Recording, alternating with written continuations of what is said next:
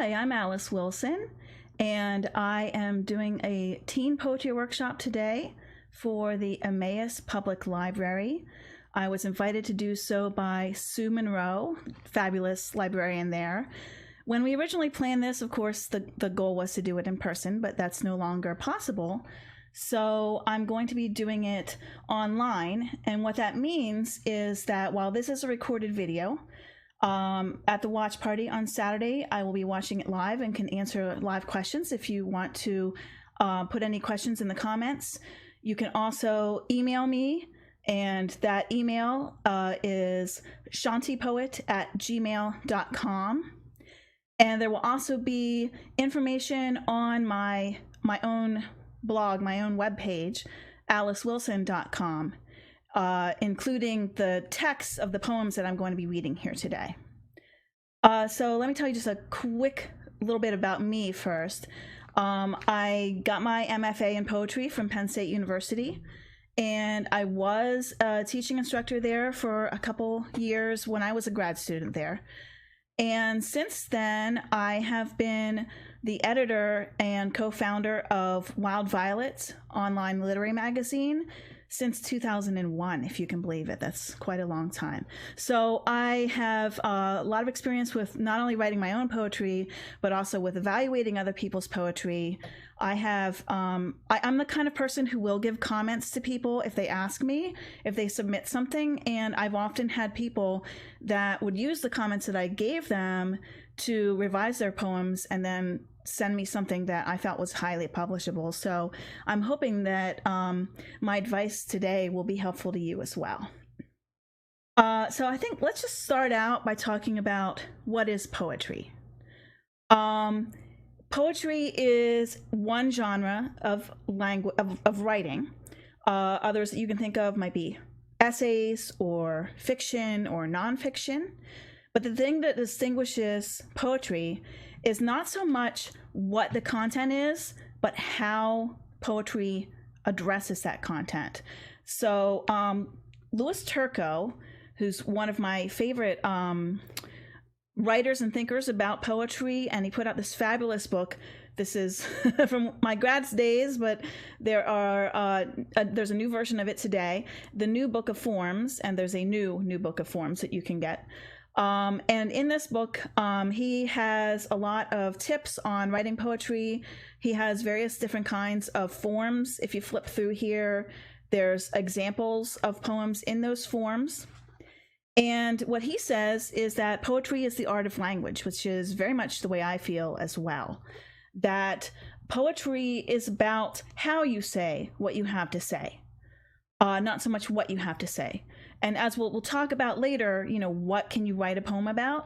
You can write a poem about literally everything, but I will give us some ideas about some things that you might think about writing. Some poems, some subject matters that you might want to approach yourself. Now, I get a lot of people, especially people who are a little new to writing poetry, wanting to know if poetry has to rhyme. And actually, well, poetry can rhyme. And in the past, a lot of poetry in English did rhyme. But the most common type of poetry these days in English is actually what we call free verse. And free verse means that it doesn't have any specific rhyme scheme. It doesn't have any specific meter, which is the rhythm of poetry.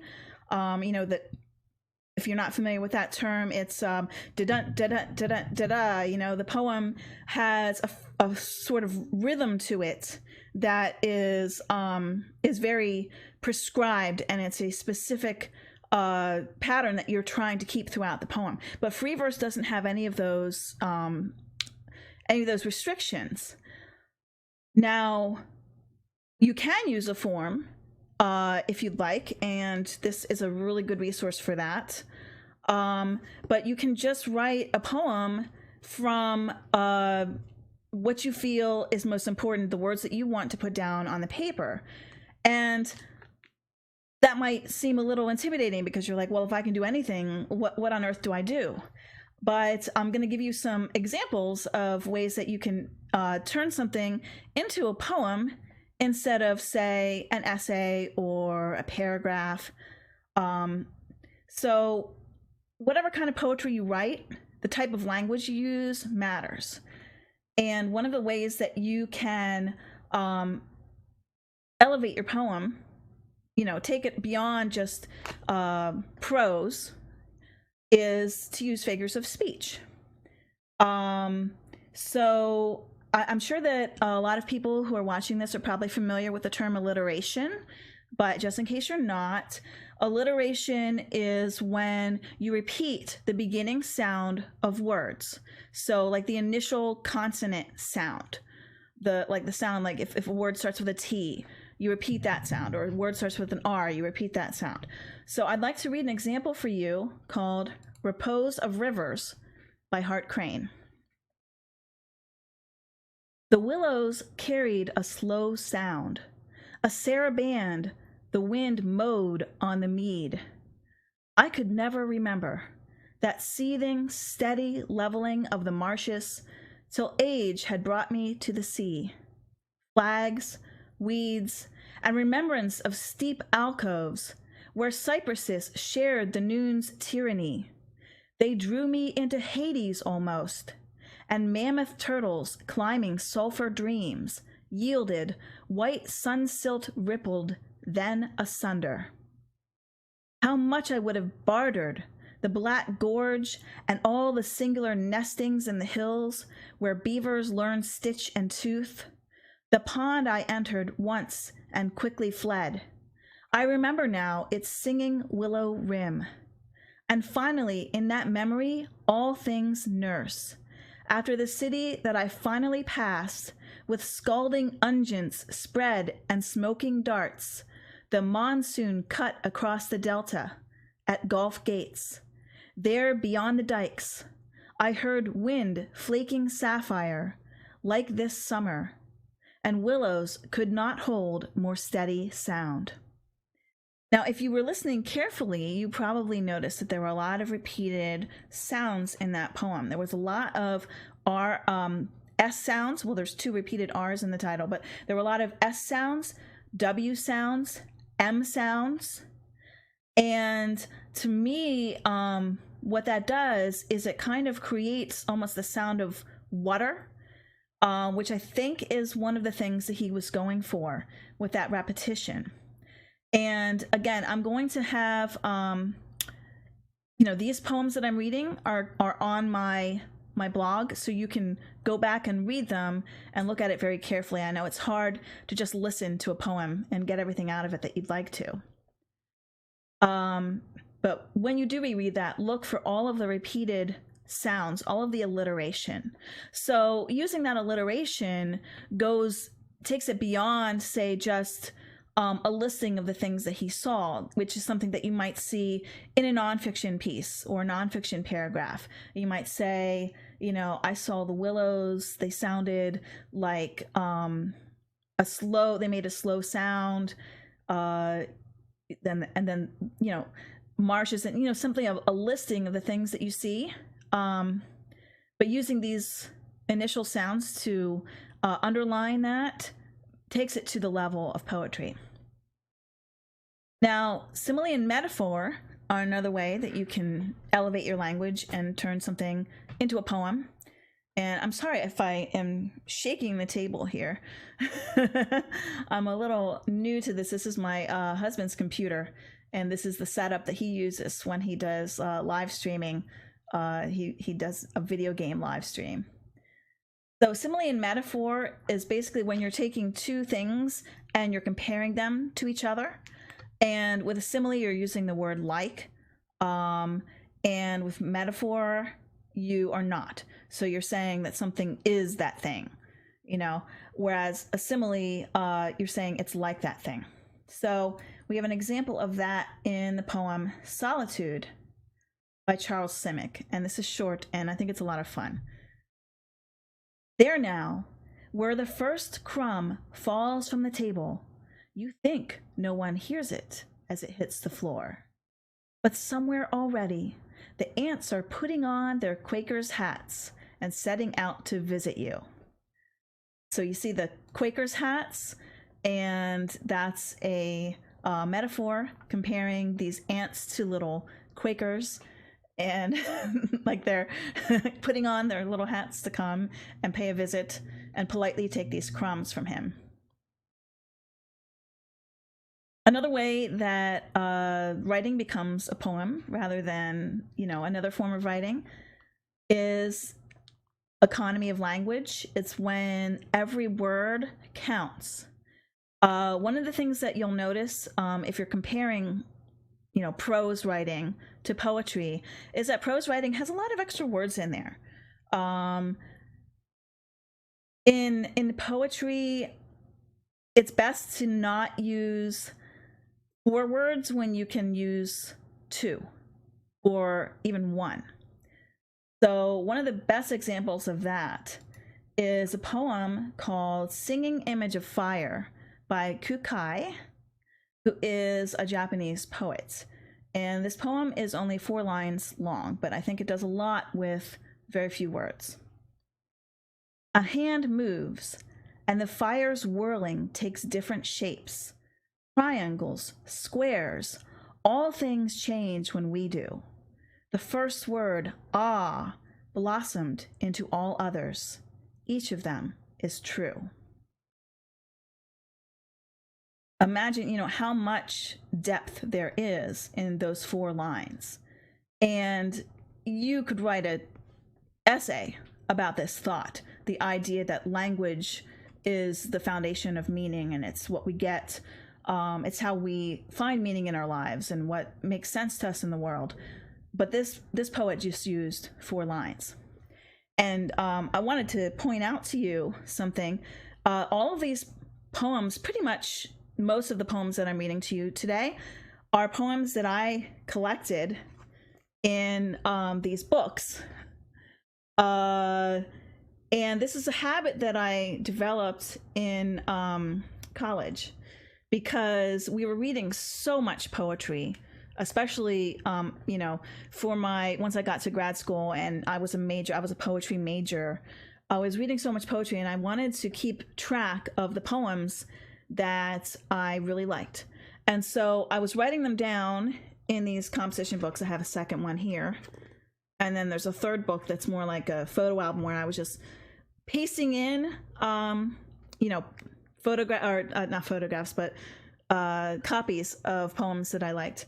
Now my one poetry instructor said that it's really good if you can write it out by hand, because as you write, this is by a poet called Lynn Lifshin, who I had the great privilege of publishing at Wild Violet. If you write it down by hand, you can really pay attention to each word that poet wrote and appreciate everything about that poem. And then I would write just a little bit in the edges here about why I liked that poem and why I'd collected it. But I have gone back and reread these poems many times, to the point that some of them I almost have memorized, but I am not one of those people who goes around spouting memorized poems. I have never been good at doing that. And so this is a really good thing for me to do. So in addition to reading poems that you enjoy, try to keep track of them. If you find some poems online that you like, you don't have to write them out by hand. You could just save a PDF of the page. And the reason that I say to save a PDF of the page instead of saving the link is that things often disappear off the internet. And that way you will have a copy of it if someday it's no longer available at the link that you found it. And then, you can go back and reread those poems and think about what you liked about it and what you might want to do with your own poems. Poems often use very precise detail, and that's one way that you can make a very specific picture in somebody's mind. Often poems are a lot shorter, typically, than, say, a short story or an essay would be. So these specific details are very important to making it have an impact. I'm going to read you a poem called Coal Train by J. Perini. 3 times a night it woke you, in middle summer, the eerie Lackawanna, running to the north on thin, loud rails. You could feel it coming a long way off. At first, a tremble in your belly, a wire trilling in your veins, then diesel rising to a froth beneath your skin. You could see the cowcatcher, wide as a mouth and eating ties, the headlight blowing a dust of flies. There was no way to stop it. You lay there, fastened to the tracks, and waiting, breathing like a bull, your fingers lit at the tips like matches. You waited for the thunder of wheel and bone, the axles sparking, fire in your spine. Each passing was a kind of death. The whistle dwindling to a ghost in air, the engine losing itself in trees. In a while, your heart was the loudest thing. Your bed was a pool of night. Now, if you've never lived next to a train track and you've never slept or tried to sleep as a train was going through, then you don't know how precisely Jay Perini captures that emotion and that feeling. I actually lived for a couple years after grad school in a place that was literally right next to a train track in my hometown.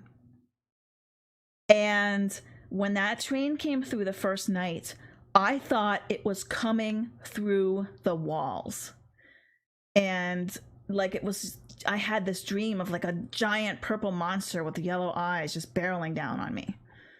So when I read this poem, it really spoke to me, and I said, he gets it. That's exactly what that experience feels like. And it's because of those specific details that he manages to get that across. And then, of course, there's the use of form. And I want you to think about the fact that just because you use a form doesn't mean you have to use it in exactly the same way as other people do. For example, the sonnet. A lot of people think of sonnets. They might have been, they might have written a sonnet in like a high school English class. And if you have, you know that there is a very precise rhyme scheme for different kinds of sonnets. There's a very precise number of beats that you're supposed to have in each line. But Robert Lowell wrote a sonnet called Will Not Come Back. And in it, he stuck to the beats per line, but he did not use the rhyme scheme.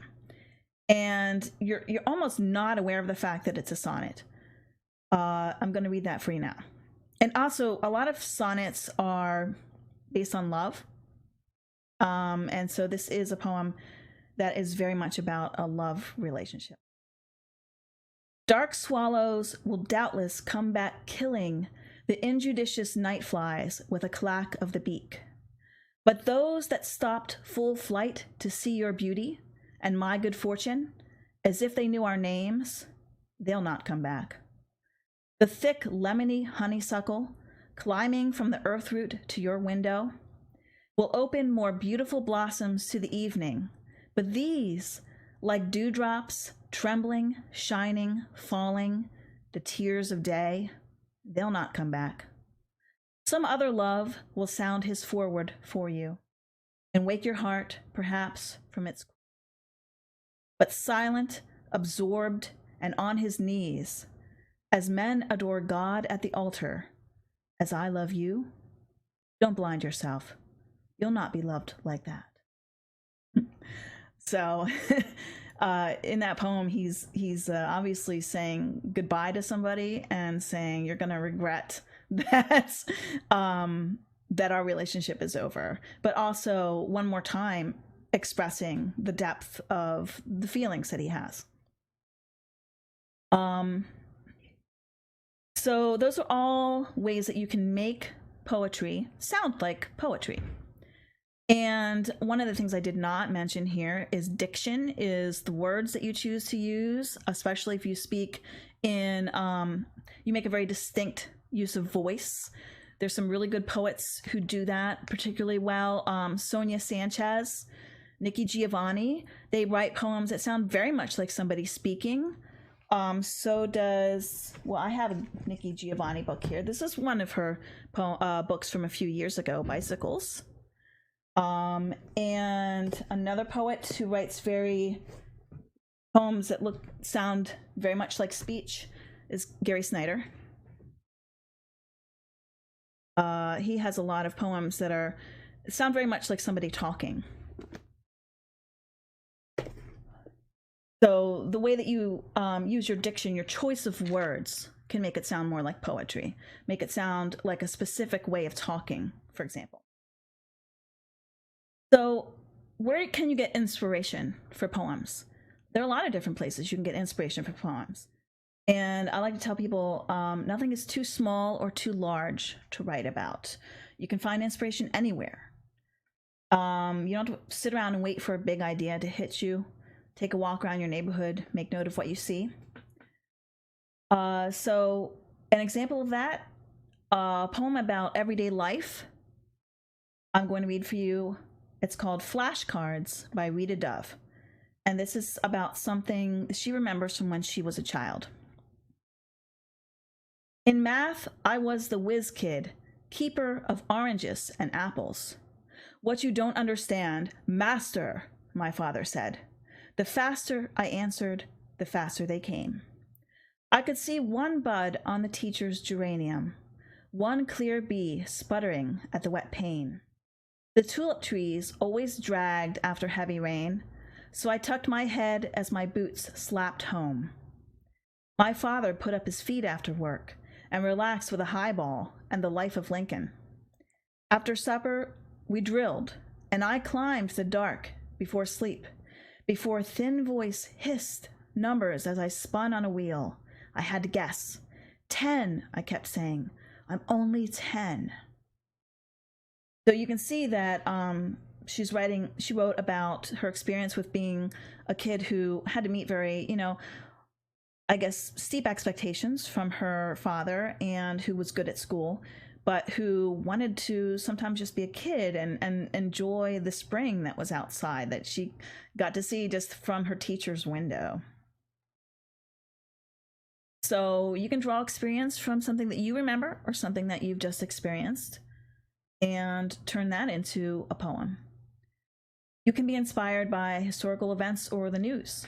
And this is another Rita Dove poem called Rosa, and it's about Rosa Parks. How she sat there, the time right inside a place so wrong it was ready. That trim name with its dream of a bench to rest on, her sensible coat. Doing nothing was the doing, the clean flame of her gaze carved by a camera flash. How she stood up when they bent down to retrieve her purse, that courtesy. So it's like she's responding to perhaps a news photograph that she saw of Rosa Parks and how she was impressed by how composed she was as she was making a very big stance towards civil rights. Observations of the world around you. Little different from what I first said when I said everyday life. It's more about things that happen to you. This is when I'm talking about things that you see that aren't necessarily filled with action, but some of the best poems can be from just a simple observation. And this is one of those. This is called A Moment by Ruth Stone. Across the highway, a heron stands in the flooded field. It stands as if lost in thought, on one leg, careless, as if the field belongs to herons. The air is clear and quiet. Snow melt on this second fair day. Mother and daughter, we sit in the parking lot with donuts and coffee. We are silent. For a moment, the wall between us opens to the universe, then closes. And you go on saying, you do not want to repeat my life. That gives you a real sense of what's happening in that moment. There's this natural setting outside the window, but that's not really the subject of the poem. It's more of a distraction. It's more about the fact that something is going on between her and her daughter, and just capturing this one moment in time. And keeping the poem there, it actually opens it up into something that's much broader and something that's much. And I really love poems that do that, poems that take a small moment and then just open it up to the universe, as she literally did in that poem. And then you can actually go further with observations about nature. Um, you know, nowadays, you may not be going outside as much. Hopefully, you're staying at home and staying safe, but you can always look out your window. And that's where this poem comes from. This is called Aviatrix by Diane Ackerman. In dawn's feathered light, a lady cardinal hurls herself against my bedroom window. Hallucinations stalk the glass as she slams her softness into a flat, cold world, trying to perch on a limb, perfect in the sunlight. But it will not hold her, skidding feet, her urgent thumping. The hours are long panes of glass she cannot enter. Love wings through another world without her. Tomorrow it will begin again, only louder, the frantic pounding of her feathery will, the grinding down of her notes, one by one, in the glare of her reflection, where loneliness stuns her. So, one of the things I think is extraordinary about this poem is it's not just filled with detail, it's not just an observation of nature, but she also takes the poem she tells the poem from the point of view of the bird. She imagines why this bird keeps hitting, her window, keeps flying up and into her window. And she imagines that this bird is seeing the reflection of herself and thinking it's another bird and wanting that companionship. And so she's writing it from the bird's point of view, but she's also writing it from a very human point of view, a very human need to be loved. You can also find inspiration in culture. Look around you, listen. Art, music. You can find all kinds of online museum exhibits right now. And maybe something in one of those exhibits will inspire you to write. It's a long tradition of people writing poems about paintings. And here's one. This is a little famous. I don't know if you've heard it. It's called Musée des Beaux-Arts by W.H. Auden. And he's writing about a really famous painting. But you don't have to see the painting to appreciate it. I think if you just listen to it, he describes the painting extremely well. About suffering, they were never wrong, the old masters. How well they understood its human position, how it takes place while someone else is eating or opening a window or just walking dully along. How, when the aged are reverently, passionately waiting for the miraculous birth, there always must be children who did not specially want it to happen, skating on a pond at the edge of the wood. They never forgot that even the dreadful martyrdom must run its course, anyhow, in a corner, some untidy spot where the dogs go on with their doggy life and the torturer's horse scratches its innocent behind on a tree. In Bruegel's Icarus, for instance, how everything turns away, quite leisurely from the disaster. The plowman may have heard the splash, the forsaken cry, but for him it was not an important failure. The sun shone as it had to on the white legs disappearing into the green water, and the expensive, delicate ship that must have seen something amazing, a boy falling out of the sky, had somewhere to get to and sailed calmly on. And I think you can imagine what the painting looks like from hearing that poem, but it's basically a painting about Icarus, and in this painting rather, Icarus is almost a secondary thought, just kind of off to the corner. And of course, you can also draw inspiration from imagination and dreams, and there's a lot of great dream poems that you can find out there as well. I'm not going to read this one, but this one will be on my blog, and it's The Song in the Dream by Saskia Hamilton. But I'm going to move on. So the writing process, we'll talk a little bit about that. I would advise to make writing a habit. This is something that you can just kind of do as something you do on a regular basis, the more that you write, the better you'll get at it. You don't necessarily have to write every day, though. And I have a poem here from somebody, from another poet that I think says it very well. It's called Advice to Young Writers by Ron Padgett. One of the things I've repeated to writing students is that they should write when they don't feel like writing. Just sit down and start. And when it doesn't go very well, to press on then, to get to that one thing you'd otherwise never find.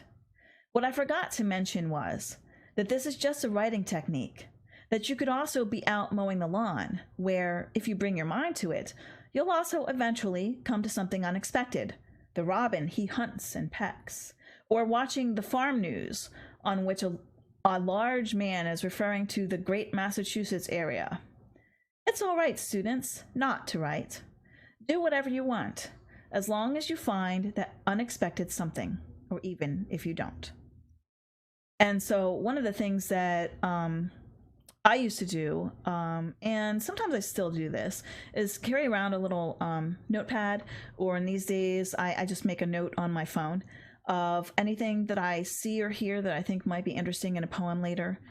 And then I would go, when I wanted something to write about, I would go back and I would flip through those or read through them if it's in a, note form on my phone, and find something that I think might be interesting to write about.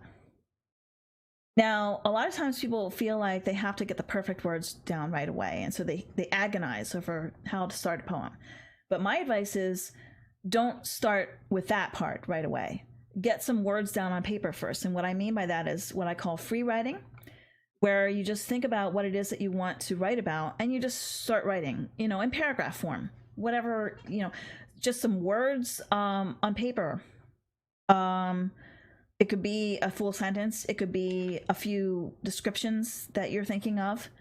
And then once you've done the free writing, you can go back and either circle things that you like, or just look at the things that you like, and as you're writing, try to work some of those ideas into your poem. I would also advise you can consult a thesaurus, but don't rely on it. I have a tendency to overuse certain kind of basic colors like green and gold. So sometimes if I want to change what I'm doing a little bit, I'll look at a thesaurus and find a word that is more precise for what I'm trying to reach at. But I don't want to reach for words that are out of place in the poem. You don't want a poem that's about, I don't know, eating ice cream to suddenly have like $1 million word in it that doesn't fit with the rest of the words. You want to make sure it matches with what you've been writing about in the rest of the poem. And there's also a great source online called thesaurus.com, which will help you. You can also look at rhymezone.com if you're writing a rhyming poem and you're trying to find a word that rhymes. Another thing to think about is who's the speaker of the poem. It doesn't have to be you. In fact, sometimes it's better if it's not. I think one of my favorite poems that I ever wrote was a poem called Song of the Seeing Eye Dog, which came from an observation that I made when I was walking on the Penn State campus one day, and I saw a woman with her seeing eye dog as they were walking across this parking lot. And it seemed to me like they were very much in tune with each other, that they were almost one being. And when I tried to write the poem, I initially, was writing it as myself looking at them. And then I tried writing it, considered writing it as the woman, but I didn't think I really had the context for that. And I was afraid I wasn't going to represent her very well. And then I thought, what about writing it from the perspective of the dog? And I tried to use words that were all very dog-like. And the way that a dog would experience things is just through scents and through smells. And so I'll share that poem on my blog as well. I don't have it in front of me now, and I don't have my own poems memorized either. But I think that choice of a speaker for the poem was a good choice for that, because I don't think it would have worked any other way. And then after you've got something on paper, then a very important part of the process is revision. The first thing you can think about is line breaks. And in fact, most of my revisions of poems involve line breaks. And one way I figure them out is I'll read a poem out loud. and I'll see where do I want to draw more attention to something and where do I want to have a little bit of a pause. You can think of a line break as being sort of half a comma. It's a little bit of a pause. Some poets, when they read their work out loud, they make it more like extra extra pause, like more than a period. But it's really, when you're reading it on a page, effectively it's a small pause. So you can use that pause to draw attention to what's at the end of lines or what's on the beginning of lines. And you read it out loud to yourself and find what's the natural rhythm of this language. Where does this poem want to break? What do I want to call more attention to? And rework the line breaks. You can rework them a dozen different times and see what works best for you. And another piece of advice that I learned the hard way is look at the first stanza and the last stanza of a poem and put a little bracket around it and think, do I really need this here? Because a lot of times the first stanza of a poem is just a way of getting into it. It's like the preamble. It's the words that you're trying to put down to get to the thing that you really want to say. And a lot of times you can just kind of cross that off. You don't even need the whole thing, or even any of it. And the same way with the last stanza of a poem. A lot of times we try to kind of wrap everything up with a bow and finalize it and summarize it at the end. But it's actually better to allow the reader some latitude to do that inside their own minds. So consider, put that bracket around the first stanza and the last stanza and think about, do I really need these? Or does the poem stand on its own without it, and is it better without it? I would also advise follow the rules, but then break them.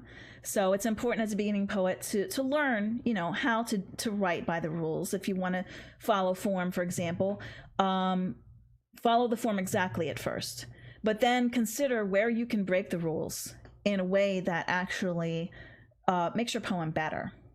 And Shakespeare did this a lot. If you look at a lot of his sonnets, some of them don't have perfect rhyme schemes. Some of them don't have perfect meter. But whenever they don't, it's because he was doing something with that line. He was trying to make it sound imperfect for the impact that he wanted. Avoid cliches. Of course, you probably hear this about any kind of writing. But the minute that I read a poem about the sky's weeping or trees as hands, it's so overdone. Like, so many people use those same images that I just immediately stop reading. And so reach for something that's a little more unusual. If you find yourself, in your first draft going with a cliche, be aware of that on your second draft and say, you know what, I think I've heard this before. And unless I'm going to bring something new to that imagery, I ought to just cut that out or replace it with something that's more unique. Here's another piece of advice that I've heard and I think is good as well, and I've used it. Kill your babies. And what that means is not literally, of course, but there may be some line that you absolutely love. You love how it's phrased, you love what it's saying, but it just doesn't really fit in that poem. And so what I like to do is take those lines and to put them in another file, like start another document and put those lines that you love that you cut out. So that you can always go back and pull them out and use them later. I've turned some of those excised lines into great poems because they didn't fit in the poem that they were in, or sometimes as titles for poems. And the other thing that I think is one of the best tips that I've ever heard is to write what is hardest to say. Some of the best poems are poems that say something that is a little extraordinary, is maybe a confession of something that's deep inside that person's heart, and something that actually might be troubling to you. Something that, I've read poems about kind of dark experiences, and I've also read poems about things that were maybe just embarrassments that people had. But those poems are so real and people can really identify with them. And also there's a certain cathartic power to writing poems about experiences that have been painful or difficult or upsetting. And, you know, so don't be afraid to write those poems and to get to the meat of them and not dance around them by just trying to ease into them. Say the thing that's hardest first and then go from there. Okay, and so I'm going to read for you as an example of a revision. A lot of times in my revisions, I will be cutting things out. But sometimes I'll actually go further with a revision and I'll further refine what the idea was. So this is a poem called What Rhymes with Orange, and I wrote this back in 2009. And in version 1, it's a little short. And here it is. I peel it in a spiral, juicy, segments like motorcycle spokes. Sun blaze, sweet citrus, fruit, peel, appeal, pregnant, belly, baby, pacifier, blossoms, white blossoms, lacy, orange smiles, at soccer practice, as snacks, spiral. So you can see this first draft is kind of just a stream of consciousness as I was thinking about an orange, and I was pregnant at the time, as you can tell from the references there to being pregnant and having a belly. And then this is actually my third revision, and what I decided was to go beyond that kind of surface level and to try to go deeper into this image and what the experience of eating an orange can be like. It's almost something religious. What rhymes with orange? Version 3. I peel it in a spiral, juicy segments like spokes. Sun blaze, sweet citrus of summertime, opulent, round Christmas stocking gift, like pregnant bellies. A baby with a pacifier blossoms with white lace. This nectar, distilled into its essence, will purify sin. So many foolish decisions collect in litany. I need atonement. Praise be this beatitude, this answer to orisons. Nothing but a citron benediction. Titian rind, once removed, becomes N. So obviously, I went in a very different place with my revision. And that's something you can do too. You get those words down on paper and then you can go back and look at it and say, what do I need to do here? Do I need to cut things out of it? Do I need to add more? Is there something in this poem that can go deeper, that can go to a place that's more surprising? So I think that's about the end of the time that I have, but I had a few other tips I just wanted to say really quickly. Read extensively. That was advice that came from Maya Angelou. I got to meet her at a poetry reading when I was young. My mom used to like to take me to things like that at local college campuses and things. And I went up to her and I was, I don't know, about 13, 14 at the time. And I was just a little intimidated. And I went up and I handed her the book to sign. And I said, I write poetry too. And she said, that's great. Read everything. And I've never forgotten that. So I would definitely tell you the same thing. Read everything. And by reading everything, you'll find what really speaks to you, what you want to do as a and my last piece of advice is just be bold. Take chances. Learn. Stretch yourself. Whether it's the subject matter or your form, be willing to try new things and see. And I would very much like to see what you are writing. If you would like my feedback on it, or even if you don't, you can send a poem or two. Please don't give me like a whole book length volume of poetry. That's a little too much for me to sort through. But you can send me a poem or two at my email address, shantipoets@gmail.com. And I'll be happy to take a look and give you some feedback, because I know this is a little unusual for a poetry workshop and that we're not actually sitting down and looking at poems. Thank you for joining me, and I hope you have a wonderful day and that you find lots of inspiration around you and that this inspires you to write lots of great poems, or even not so great poems, but that you can turn great through revision. Thanks for joining me.